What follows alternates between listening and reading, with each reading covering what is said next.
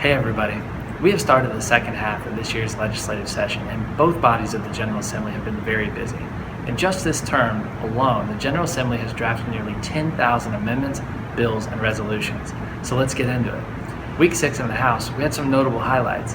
On Tuesday, the House voted unanimously to pass House Bill 561, which officially named the adopted dog as the official state dog of Georgia. Sponsored by Representative Joe Wilkinson of Sandy Springs, this bill recognizes the thousands of dogs and cats currently without a family all across Georgia in animal shelters, humane societies, and private rescue groups. The bill is meant to promote animal rescue and adoption.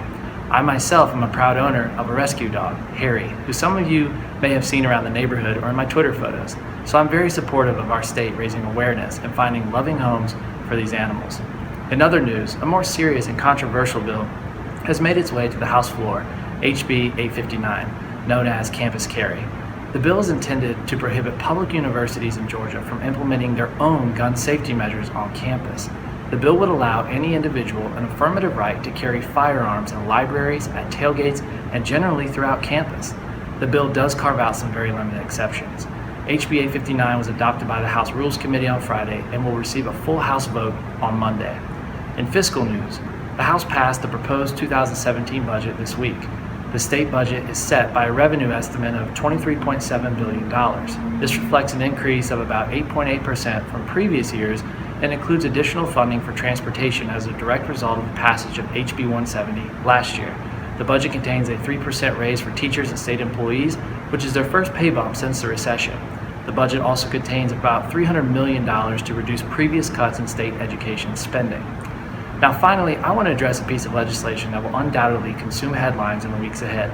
If you remember last week, the House passed HB 757, known as the Pastor Protection Act. Very simply, HB 757 reaffirmed the right of clergy to only perform marriage ceremonies in accordance with their own religious beliefs. However, after passing the House unanimously, the Senate Rules Committee changed the entire scope of the bill and the intent of the bill by tacking on Senate Bill 284, known as the First Amendment Defense Act, or FADA. FADA creates an opt-out for individuals, corporations, or any legal entity from serving individuals in the LGBT community or even heterosexual unmarried couples. This highly controversial legislation was debated and passed by the Senate on Friday over voiced objections from both sides of the aisle. Additionally, the business community has overwhelmingly opposed the bill. The new version of HB 77 now returns to the House for a motion to agree or disagree vote at the Speaker's discretion. Now, I have always strongly opposed any piece of legislation that creates avenues for discrimination. I think we need to move on from this ongoing debate so we can better serve the people of Georgia and address more important issues that we face in our communities. Thanks for listening. Please visit hd80.org for our news and updates, and I will see you all next week.